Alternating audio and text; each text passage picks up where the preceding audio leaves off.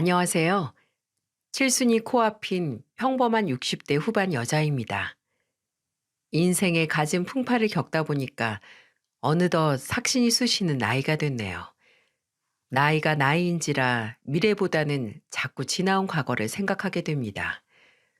그때는 너무 힘들고 지쳐서 자고 일어나면 세상이 끝나 있길 바란 적도 있었답니다. 이제는 평범하게 살고 있다는 말을 할 수 있을 만큼 살게 되니까 그 지긋지긋했던 옛날이 떠오르네요. 사람이 참 간사한 것 같습니다. 그래도 지옥 같은 날들을 지나와서 그런지 지금이 너무 좋아요.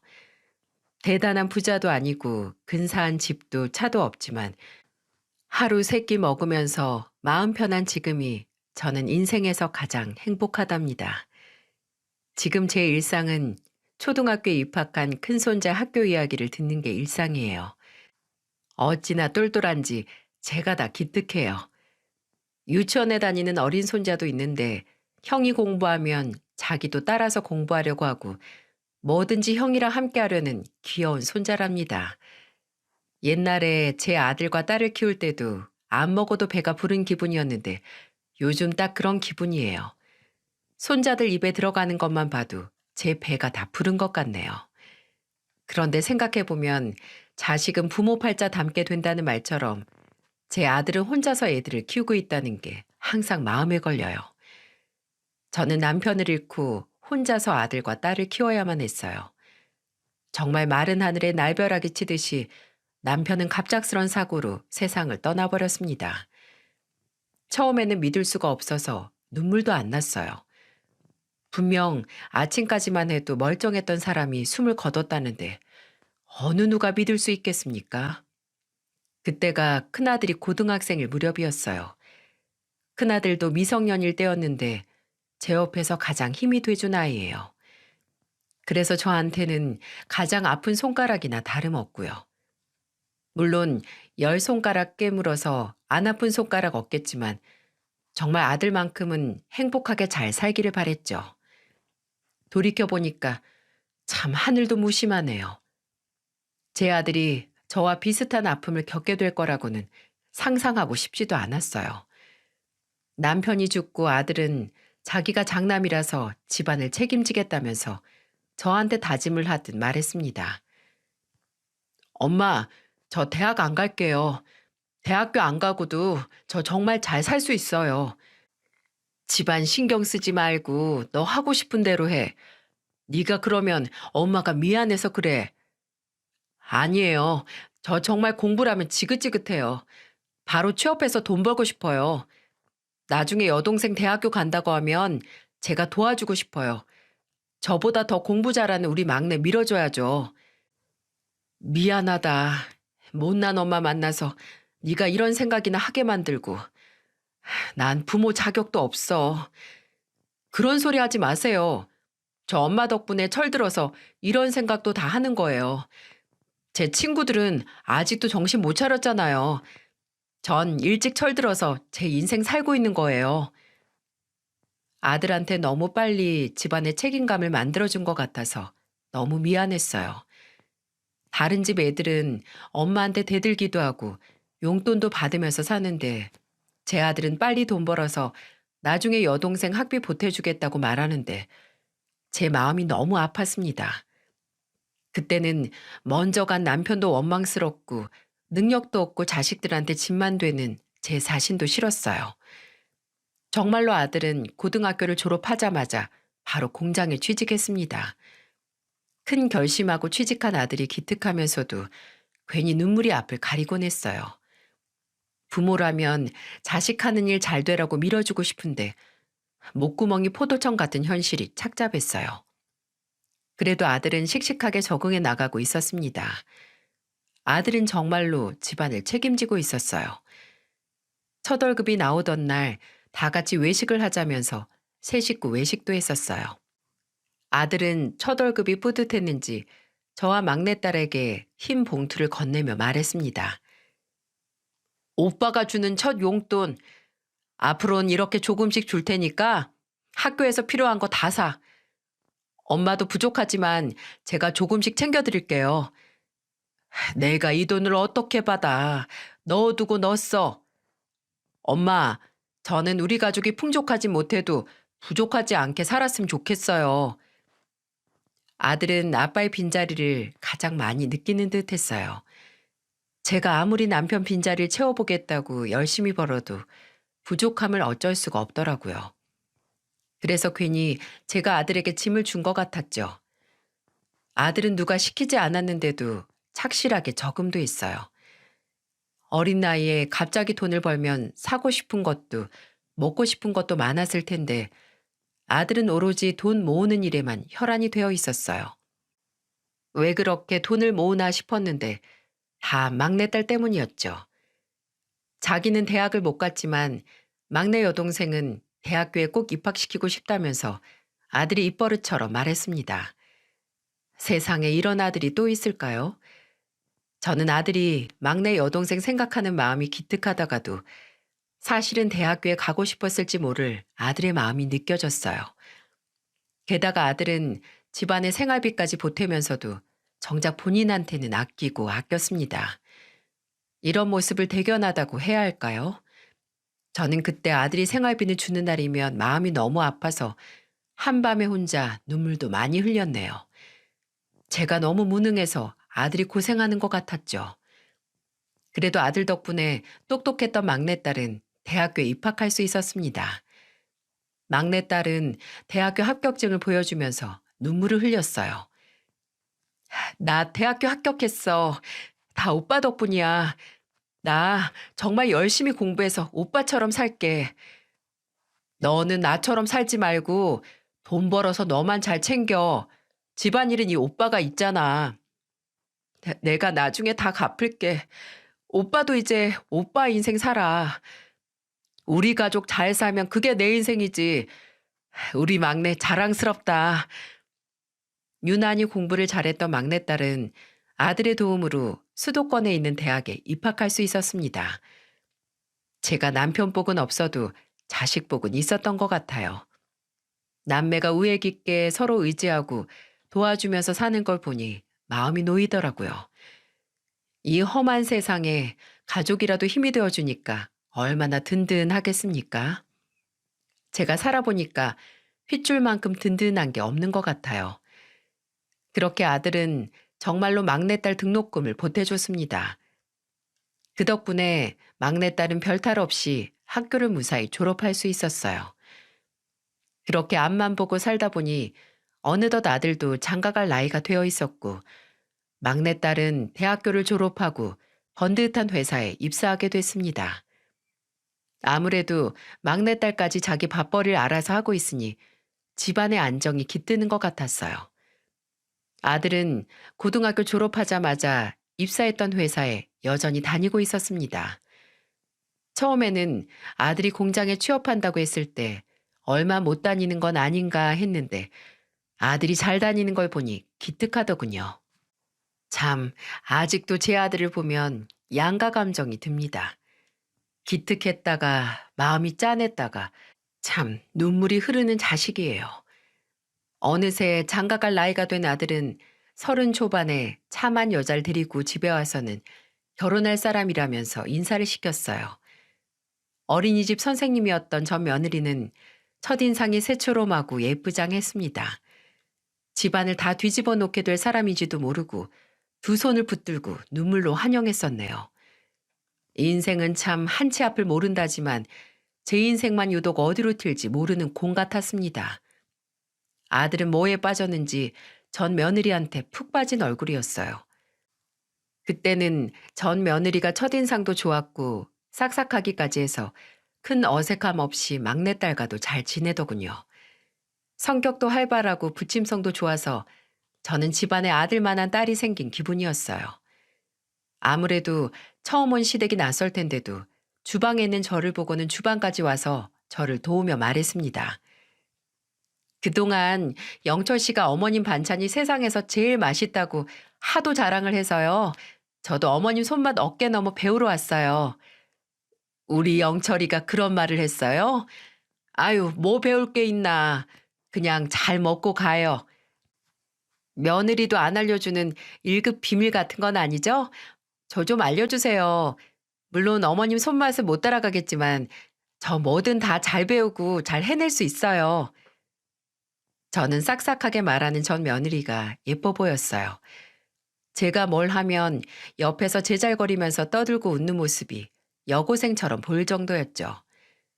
그렇게 처음 인사 온 전 며느리와 금세 가까워졌습니다.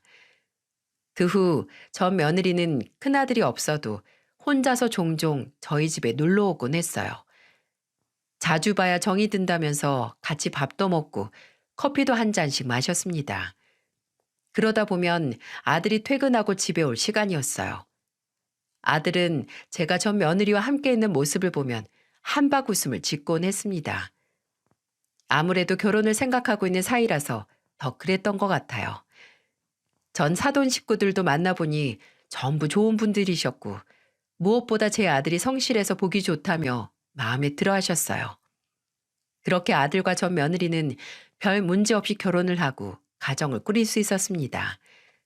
그때 저는 그동안 아들이 저에게 준 용돈과 생활비에 보태라고 준 돈을 조금씩 모아서 아들 장가 갈 때 줬습니다. 제가 어떻게 아들이 벌어온 돈을 쉽게 쓸 수 있었겠습니까?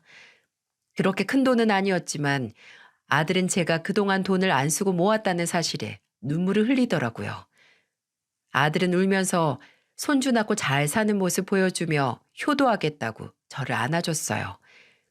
자식 결혼시킬 때 부모는 가장 심정이 복잡해진다고 하던데 참 만감이 교차하더군요. 그저 자식만 행복하게 살 수 있다면 저는 뭐든 다 할 수 있었어요.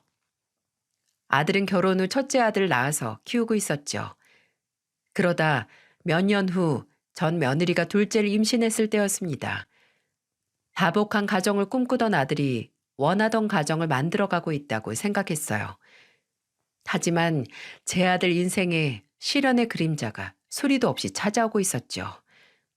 전 며느리가 임신 8개월 차가 됐을 때 아들이 회사에서 불의의 사고를 겪게 된 겁니다. 갑작스런 사고 소식에 저는 남편이 세상을 떠나던 날이 생각나서 허겁지겁 병원으로 달려갔어요. 아들은 오래 다녔던 공장에서 일하다가 한쪽 손이 기계에 빨려 들어가는 사고를 당한 거예요. 그때는 응급실 앞에서 제발 우리 아들 살려만 달라면서 울면서 빌었어요. 전 며느리는 만삭의 몸으로 하염없이 눈물만 흘리고 있었습니다. 그 모습이 마치 제 옛날 모습 같아서 전 며느리의 손을 잡아주면서 아들이 무사하기만을 빌었어요. 그런 기도 덕분인지 아들은 긴 수술을 무사히 이겨냈습니다. 하지만 제 아들한테 씻을 수 없는 장애가 생기고 말았어요. 기계 빨려 들어갔던 팔을 못 쓰게 된 겁니다. 그래도 저는 목숨만이라도 건져서 다행이라고 놀란 가슴을 쓸어내렸죠. 사람이 일단 숨만 붙어 있으면 이승에서 못할 일이 뭐 있겠나요? 그 아들은 다니던 회사에서 사고 관련 보상금을 받고 실직하게 됐습니다. 아무래도 기계를 다뤄야 하는 일인데 팔을 한쪽 못 쓰게 되니까 더 이상 일을 하기에는 무리가 있었죠. 그날 이후 아들은 무너져 내리기 시작했어요. 난생 처음 보는 제 아들의 무너져 내린 모습에 제가 어떤 도움을 줘야 할지 감이 오질 않았어요. 그래도 그때는 전 며느리가 아들을 잘 챙겼습니다. 당장 일자리도 잃고 한쪽 손도 못 쓰게 된 아들은 좌절감에 빠져서 정신을 못 차렸어요.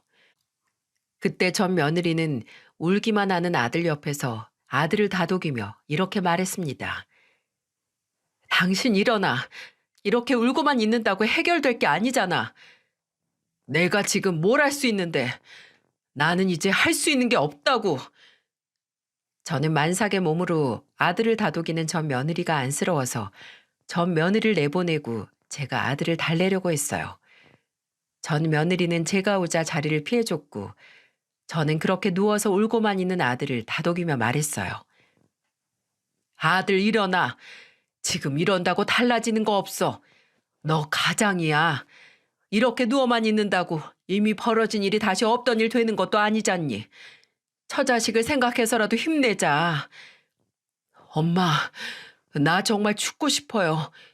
이런 상태로 살게 될 줄 알았으면 그냥 죽는 게 나아요. 저는 이제 집만 될 뿐이라고요. 목숨 건진 것만으로도 다행으로 생각해야지.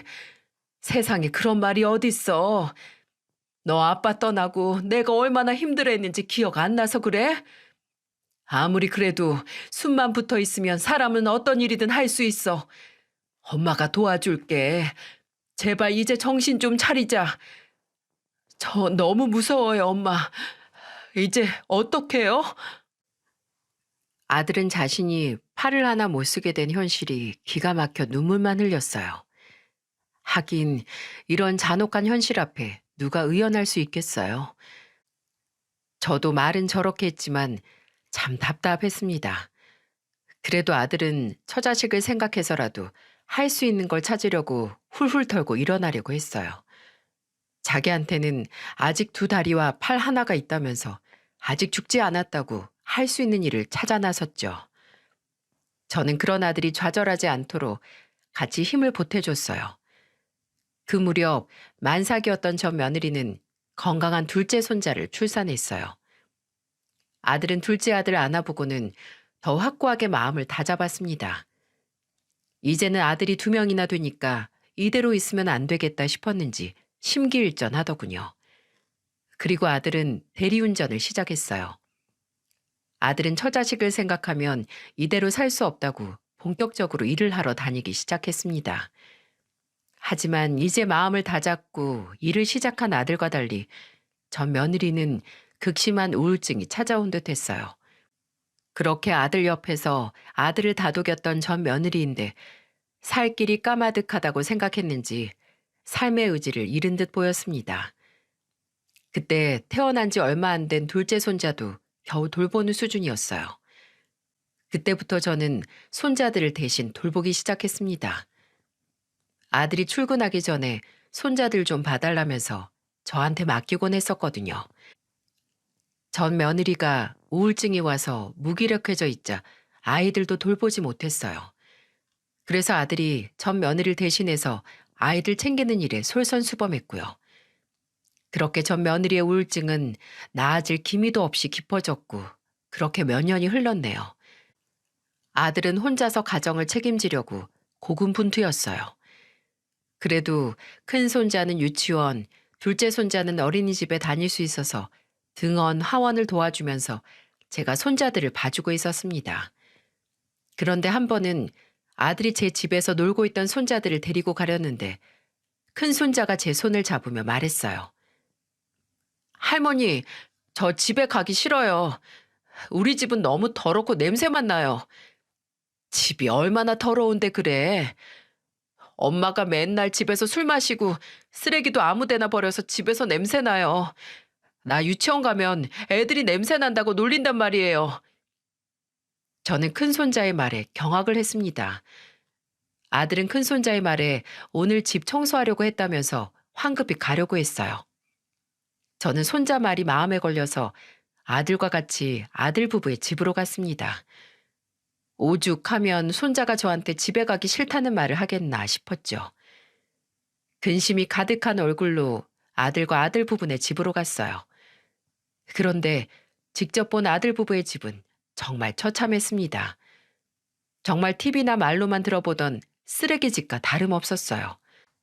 어린 손자들이 그동안 그런 환경에서 잠을 자고 밥을 먹고 있었다는 사실에 마음이 안 좋았습니다. 대체 집에 있는 저 며느리는 무얼 하고 있나 방을 들어가 봤어요. 그런데 또 술을 마신 건지 방 안에서는 술 냄새가 진동을 했고 방구석에는 술병이 나뒹굴고 있었어요. 거실이며 방이며 온통 편히 앉을 만한 곳이 없더라고요. 대리운전 일을 하면서 생계를 책임지던 아들은 도저히 집안일을 할 시간이 없었는데 저 며느리는 그런 집을 정돈할 의지가 전혀 보이지 않았죠. 뒷구석이 이러니 큰 손자가 집에 가기 싫다고 할 만하더라고요.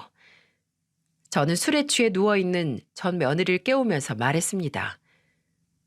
넌 술을 얼마나 마셨길래 방에서 술 냄새가 진동을 하는 거야?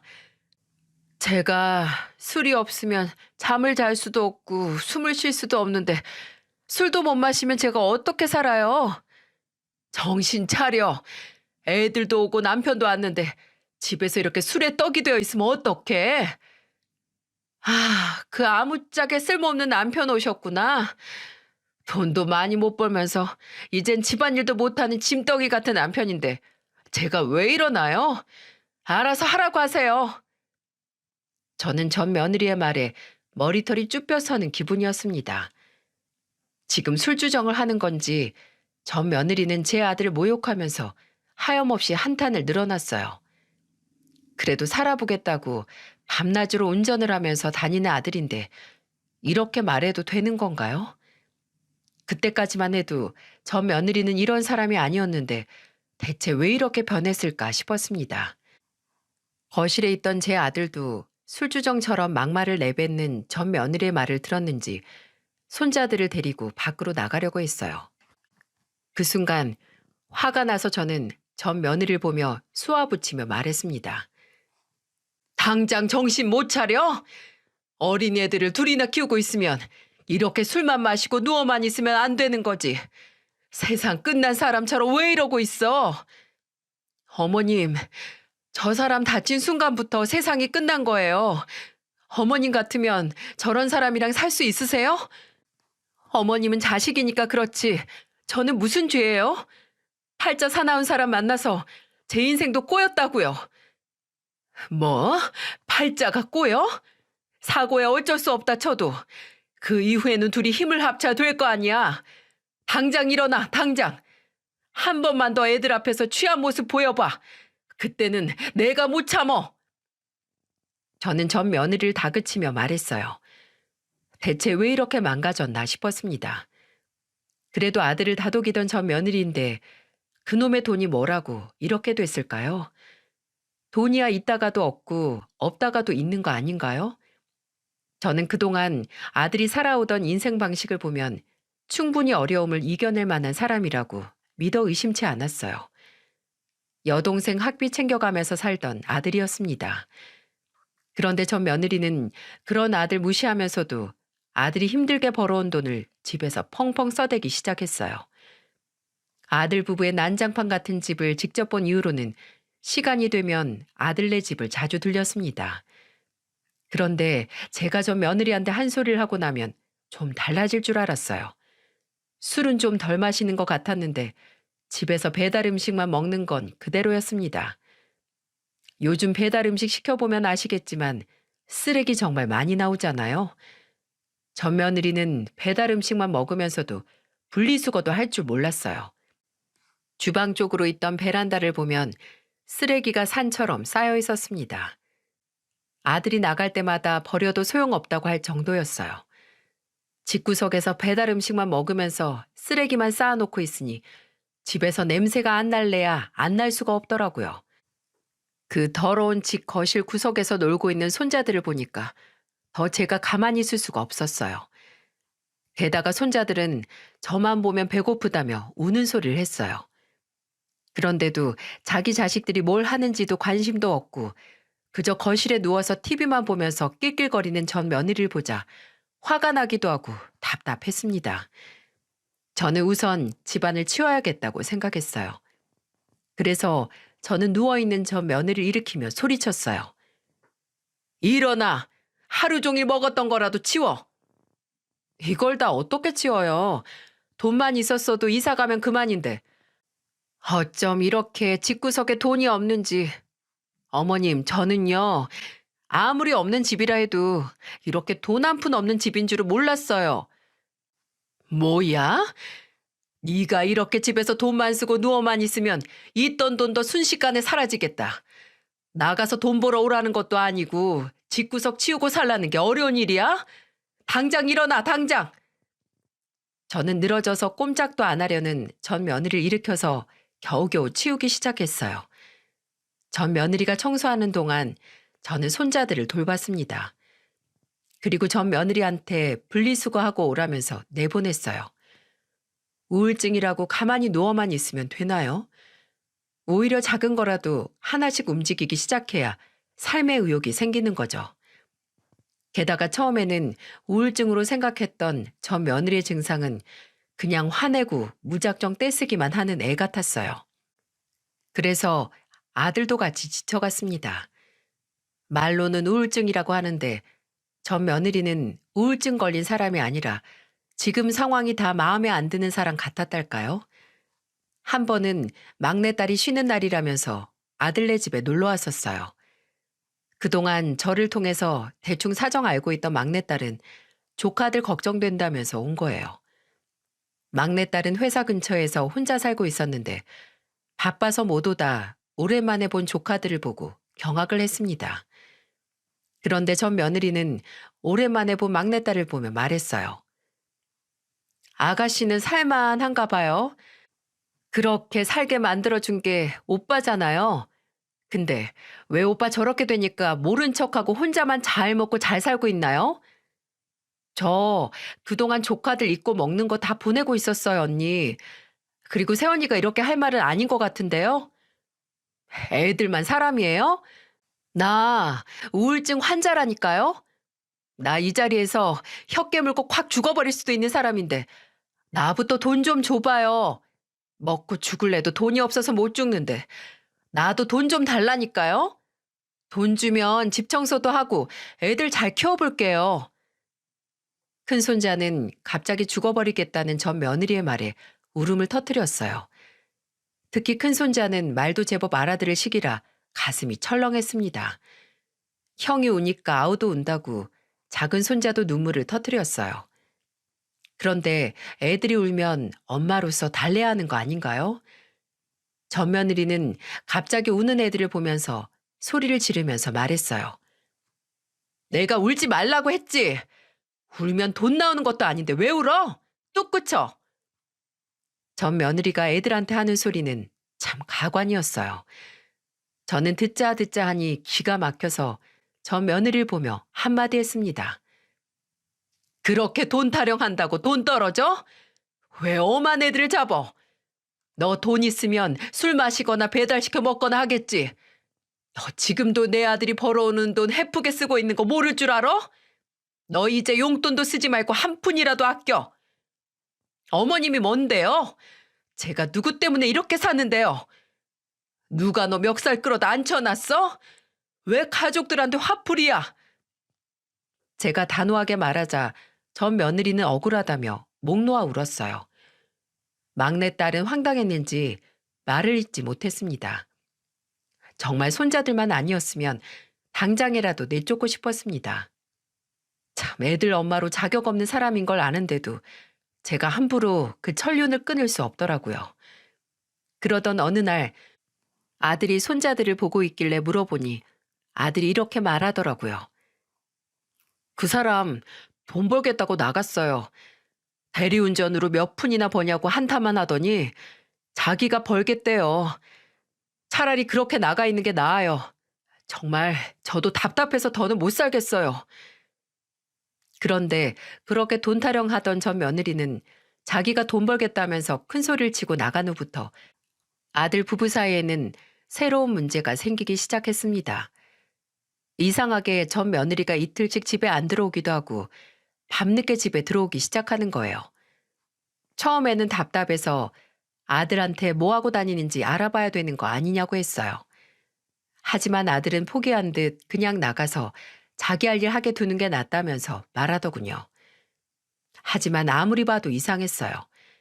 애가 둘 있는 여자 옷들 치고는 빨래통에 짧은 치마와 속살이 다 비치는 얇은 브라우스들이 있는 거예요. 대체 밖에서 뭘 하고 다니는지 답답했죠. 그런데 이상한 건 또 있었어요. 제 아들이 70kg쯤 되는 정상 체중이었는데 갑자기 살이 쏙쏙 빠지고 있는 거예요. 게다가 손자들도 배고프다는 말이 입에서 떠나질 않았고요. 아들은 말라가고 손자들은 배고프다는 말만 하는데 뭔가 잘못됐구나 싶었습니다. 저는 아들을 붙들고 물어봤어요. 대체 왜 그래? 이 엄마한테 말해봐. 너 이러다가 죽어. 네 자식들은 또 어쩔 건데. 엄마, 죄송해요. 묻지 마세요. 제가 잘 해결해 볼게요. 너무 죄송해요. 제가 면목 없어요, 엄마. 아무리 아들을 붙들고 물어봐도 아들은 묵묵부답이었고 하루하루 피골이 상접하듯이 말라갔어요. 저만 보면 울기만 하는 아들을 보니까 가슴이 찢기는 듯 했습니다. 그런데 무슨 아들 에너지를 전 며느리가 뺏어가기라도 하는 것처럼 전 며느리는 화장도 짙어지고 옷도 더 화려해졌어요. 저는 전 며느리를 추궁하며 물었습니다. 요즘 뭐 하고 다니길래 애 엄마 옷차림이 그게 뭐냐? 너 조금만 숙여도 뒤에 다 보여. 신경 끄세요. 보이라고 입는 치마예요. 정신 나갔구나 너. 내 아들은 왜 저렇게 말라가는데. 대체 애들도 안 보고 남편은 피골이 상접하고 있는데 너는 뭐 하는 애야? 아우 귀찮아 정말. 혹시 심심하세요? 왜 맨날 아들 집을 왔다 갔다 하세요? 대체 언제까지 치마폭에 아들 감사 지키려고 그러세요? 내가 잘 살면 오겠어? 손자들은 배고프다고 울지. 집에 가기 싫다고 더럽다고 하지. 내 아들은 시간이 갈수록 말라가는데 내가 가만히 있겠냐고. 그럼 어디 열심히 찾아보세요. 저야말로 집구석이 왜 이런지 모르겠네요. 전 며느리는 제 추궁에도 아랑곳하지 않았어요. 정말 환장할 노릇이었습니다. 그래서 한동안 아들 집을 오고 가면서 아들을 예의주시했는데 아들 상태는 점점 이상해졌어요. 한 번은 아들 얼굴에 누가 봐도 손톱 자국으로 핥힌 자국이 있는 거예요. 그래서 제가 얼굴이 왜 그러냐고 묻자 아들은 제발 모른 척 해달라며 울었습니다. 정말 속이 갑갑했어요. 전 며느리가 밖에서 돈을 벌기 시작하면서 아들은 집에서 손자들과 있었죠. 전 며느리가 밖에 나가는 것도 못하게 하는 것 같았습니다. 아들이 마치 귀신에라도 홀린 사람처럼 전 며느리 말에 그대로 복종하고 있었어요. 저는 그런 아들이 답답해서 등을 내리치면서 정신을 차리라며 소리쳤습니다. 그런데 아들이 심하게 아파하는 거예요. 다 늙은 제가 아들 등을 내리치면 얼마나 세게 쳤었겠어요? 너무 이상해서 저는 아들 윗도리를 들어서 등을 봤어요. 아들 등을 본 저는 온몸에 피가 식는 것 같았습니다. 저는 오늘이야말로 이 사태를 제대로 알아야겠다 싶어서 아들을 추궁하며 물었어요. 몸이 왜 이래? 얼굴에는 핥힌 자국에다가 등은 온통 멍투성인데 나보고 지금 가만히 있으라는 말이 나와? 당장 말해. 대체 왜 이러는데? 엄마 미쳐 죽는 꼴 보고 싶어서 그러는 거야? 엄마, 저 정말 못 살겠어요. 이거 제가 찍은 건데 좀 봐주세요. 저 이제 더는 못 버틸 것 같아요. 제가 아들을 다그치며 묻자 아들은 핸드폰을 열어서 영상을 하나 보여줬어요. 아들이 직접 찍은 듯한 영상을 보자 저는 정말 기가 찼습니다. 영상에는 아들이 불편한 몸으로 집을 정리해 보려고 움직이는 게 보였어요. 그런데 아들이 실수로 바닥에 떨어져 있던 전 며느리 치마를 밟자 갑자기 전 며느리가 아들을 때리는 거예요. 정말 전 며느리는 손을 뻗어서 닿는 곳은 전부 때리고 있었어요. 영상 속 아들은 몸을 숨기며 피해보려 했지만 전 며느리는 끝까지 쫓아가서 아들을 때렸습니다. 진짜로 제 눈으로 보고도 믿기지 않았습니다. 핸드폰 영상 속 아들은 전 며느리한테 구타를 당하고 있었어요. 저는 그때 눈물도 안 나고 그냥 머리부터 발끝까지 피가 멈춘 기분이었는데 마침 전 며느리가 문을 열고 집에 들어오더군요. 짙은 화장에 높은 힐, 그리고 또 어김없이 짧은 치마를 입고 경박스럽게 껌을 쫙쫙 씹으며 들어오는 게 보였어요. 그때 저는 너 잘 걸렸다 하는 심정으로 전 며느리한테 달려들었습니다. 그리고는 전 며느리 머리채를 잡고 흔들며 소리 질렀어요. 네가 감히 내 아들을 가지고 놀아? 내 아들한테 손찌검하고 너는 잘 살 줄 알았어? 내가 너 사람처럼 못 살게 만들어주마. 아주 오늘 너 잘 걸렸어. 왜 이래요? 어머님 아들이 못난 걸 왜 절 탓하세요? 아직도 정신 못 차리고 뚫린 입이라고 함부로 말하네. 저는 너무 화가 나서 그날 전 며느리 반 죽여놓겠다는 심정으로 머리채를 잡고 안 났습니다.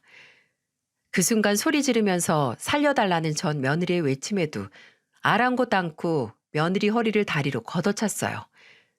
남편 죽고 안 해본 일이 없어서 저는 소나기 힘이 좀 센 편이었거든요. 한 번 쥐어잡은 전 며느리 머리채를 절대 놓치지 않고 정신 못 차리게 흔들었더니 사족을 못 쓰더군요. 전 며느리는 제가 눈이 돌아서 계속 때리자 이러다 죽겠다 싶었는지 집을 나갔어요. 아들은 갑자기 벌어진 상황에 뼈가 앙상한 팔로 저를 말려보려 했지만 역부족이었고요. 그때 제 아들의 몸무게가 55kg였어요. 그야말로 피골이 상접한 아들이 있는데 제가 못할 게 뭐가 있겠나요? 몸도 불편하고 깡마른 아들 때릴 곳이 어디 있다고 때립니까? 때리길. 그런데 그렇게 집을 나간 저 며느리는 다시 돌아올 생각을 안 하는 겁니다. 다시 들어오면 가만 안 두려고 집에서 기다리는데 전 며느리는 돌아오지 않았어요. 아들은 전 며느리 그냥 죽었다 생각하고 찾지 말라면서 말리더군요. 그래도 전 마지막 의심이 드는 부분들을 제대로 알아보고 싶었습니다. 한동안 전 며느리 차림새는 누가 봐도 의심스러울 만했거든요. 그래서 저는 전 며느리 뒤를 캐기 시작했어요. 그러자 놀라운 사실을 알게 됐습니다.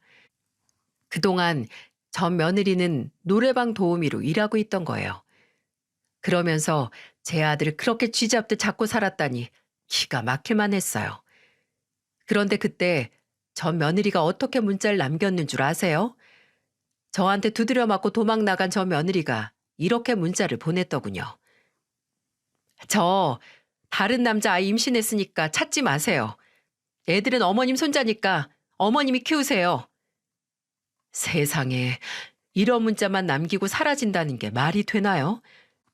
애가 둘이나 있는 여자가 노래방 도우미로 일하고 있던 것도 기가 막힌데 다른 남자애를 임신했으니 찾지 말라뇨?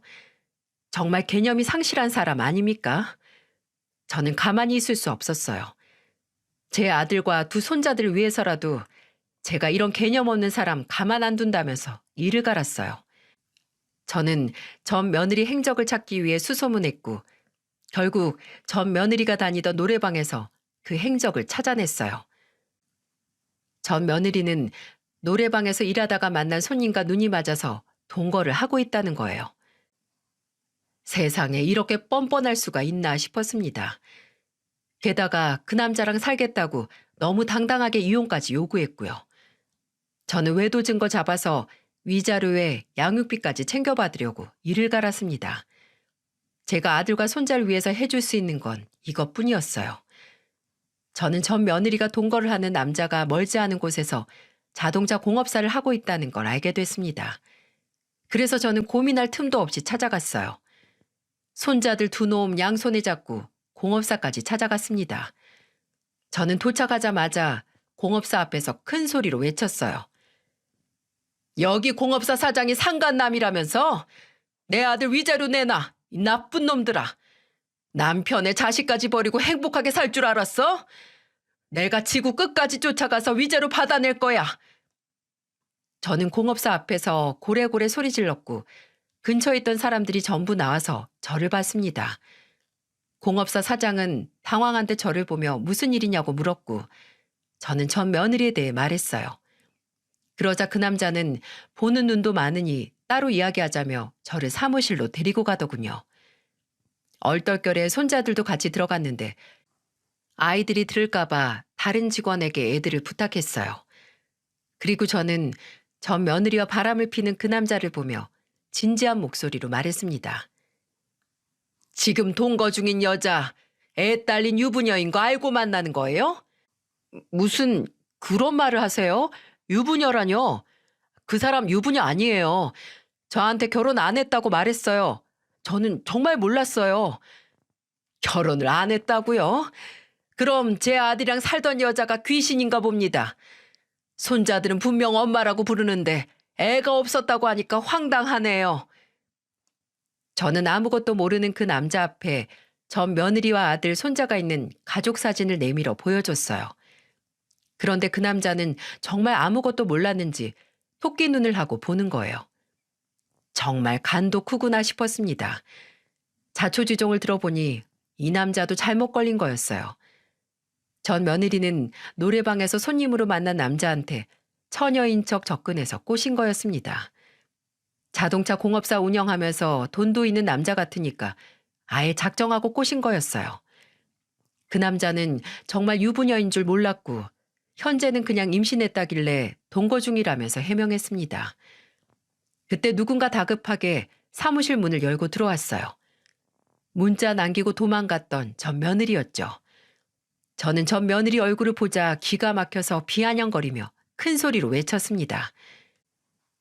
남편이랑 자식 버리고 팔자 펴보려고 작정한 정신 나간 여자가 여기 있었네. 문자 하나 딸랑 남기고 도망갈 땐 언제고. 내가 이렇게 나올 줄은 몰랐지. 내 아들 인생 망치고 너는 잘 살 줄 알았냐? 어머님, 왜 그러세요? 일단 나가세요. 저랑 얘기해요. 뭘 얘기해? 그동안 너한테 기회를 얼마나 많이 줬는데. 저랑 합의해요. 제가 원하는 대로 다 해드릴게요. 제발요. 내가 너 같은 년이랑 합의 보려고 여기까지 온 줄 알아? 나는 네 인생도 나락으로 떨어지는 거 보고 말 거야. 저한테 매달리면서 제발 그만하라면서 매달리는 전 며느리를 바닥에 패대기를 쳤어요. 그러자 바닥에 주저앉아 울더군요. 정말 어이가 없었습니다. 옆에 있던 공업사 사장은 상황을 파악하고 저를 말렸어요. 그리고 몰랐던 부분에 대해 대신 사과를 했습니다. 그리고는 제게 위자료 명목으로 2천만 원을 주며 말했어요. 저는 정말 아무것도 몰랐어요. 저 여자랑 노래방에서 만나서 정말 몰랐어요. 제가 위자료로 2천만 원 정도 드릴게요. 몰랐던 것도 죄라면 죄니까 사죄드립니다. 그러니까 제발 공업사 찾아오지 말아주세요. 저도 동네 장사하는 사람인데 소문나면 정말 끝장이에요. 그럼 조건이 있어. 저 파렴치한 개념 없는 여자랑 결혼하지도 말고 같이 살지도 마. 저 사실 저 여자가 내 아이 가졌다는 말도 안 믿어요. 그냥 자꾸 우기니까 애 태어나면 검사부터 해보려고 했어요. 근데 이제 알았어요. 정말 제 애가 아니라는 거 알았으니까 절대 결혼 안 할게요. 당장 집에서도 나가라고 할게요. 한 입으로 두 말하면 나 또 올 거니까 지금 한 말 꼭 다 지켜요. 네, 그러니까 제발 공업사만 오지 말아주세요. 저는 제발 공업사에 오지 말라며 외치던 남자를 보며 안 오기로 약속했습니다. 그리고는 바닥에 주저앉아 오는 전 며느리를 보면서 그 남자는 이렇게 말했어요. 인생 시궁창까지 망하려면 혼자 망해야지. 왜 잘 살던 나까지 망치려고 달려들어? 2번 다시 여기 오지도 말고 지금 그 뱃속아이 내 아닌 거 다시 한번 알았으니까 당장 지금 집에서도 짐 챙겨서 나가. 그렇게 전 며느리는 팔자 바꿔보려고 작정했던 남자한테 제대로 차이고 말았어요. 그제야 저는 맺혔던 한이 다 풀리는 것 같았습니다. 저는 그날 공업사에서 한바탕 뒤집어 놓고 손자들을 데리고 돌아왔어요. 그러자 집에 있던 아들은 저를 보고는 울더군요. 죄송해요. 평생 전 엄마한테 짐만 되는 것 같아요. 짐은 무슨 짐이야. 우리 아들 덕에 나는 남편 없이도 이렇게 잘 살았는데 그런 소리 하지도 마. 너 엄마 어떻게 살았는지 다 봤잖아. 이럴 때일수록 네가 정신을 똑바로 차려야 되는 거야. 알았지? 애들한테 이제 너밖에 없어. 엄마, 저 다시 한번 잘 살아볼게요. 저 정말 잘할 수 있어요. 그래, 내 아들 못할 게 없지. 난 아들 믿어. 오늘만 이렇게 울고 내일부터 절대 울지 말자. 저는 우는 아들을 가만히 안아줬어요. 그러자 손자들도 다가와서 저와 아들을 같이 부둥켜 안았습니다. 이제야 가정의 평안함이 깃드는 것 같았습니다. 아들도 그런 애들을 보며 작게 웃어 보였어요. 드디어 작게나마 웃는 아들을 보니 제가 마음이 놓였습니다. 저는 그동안 전 며느리 외도 증거를 모아서 이혼 소송을 했어요. 위자료와 양육비를 청구했지만 아직까지도 한 푼도 못 받았습니다. 들리는 소문으로는 그때 공업사 사장과 헤어지고 아이를 지웠다는 말을 들었어요. 그때 공업사 사장 남자가 전 며느리 뱃속아이 절대 자기 아이 아니라는 말이 진짜였나 봅니다. 그렇게 버림받고 혼자서도 못 키울 것 같았는지 지운 거예요.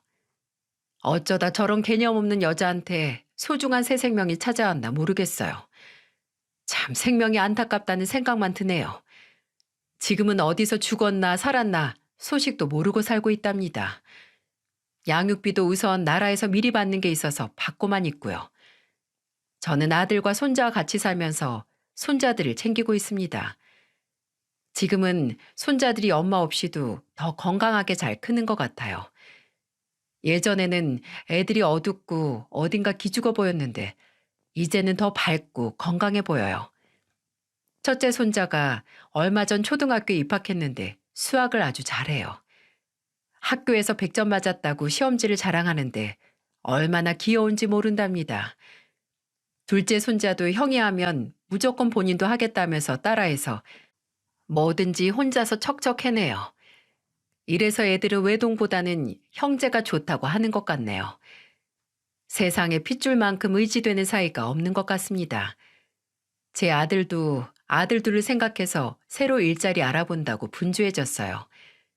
그래서 월급이 많진 않아도 작은 회사에 취업해서 일을 하고 있습니다. 다시 예전 몸무게인 70kg로 돌아와서 훨씬 건강해 보인답니다. 그때는 아들도 어떻게 풀어야 할지 몰라서 막막했던 문제를 돌파하고 나니까 지금은 훨씬 살만하대요. 옛말에 웃는 집에 복이 많다는 말 들어보셨나요? 요즘 저희 집에 웃음이 많아서 그런지 없던 복도 굴러오는 것 같습니다. 제 아들이 다시 회사를 다니면서 예전처럼 사는 걸 보니까 이제야 좀 사람 사는 것 같네요. 여자 한번 잘못 만나서 인생 망칠 뻔했지만 이렇게 다시 잘 살고 있어요. 아닌 것 같을 때 빨리 혹을 떼내는 것도 좋은 선택이라고 생각합니다. 제 사연 꼭 여기에 보내고 싶어서 두서없이 시작했지만 잘 다듬어져서 소개됐으면 좋겠습니다. 모두에게 희망을 드리고 싶어서 저도 큰 용기 냈어요. 그리고 기회가 된다면 제 아들이 이 사연을 듣고 조금 더 용기를 얻었으면 좋겠네요. 제가 잘 몰라서 3일에 걸쳐서 사연투부 담당자님과 통화를 많이 했습니다. 그래도 이렇게 가슴속 사연을 털어내고 나니까 속이 좀 시원해지네요. 팔자 사나운 저 같은 사람도 극복하고 사니까 부디 모든 인생에 좋은 일만 가득하길 바랄게요. 제 이야기가 희망이 된다면 정말 뜻깊을 것 같아요. 따뜻한 봄날에 새 희망과 함께 시작하길 바랄게요.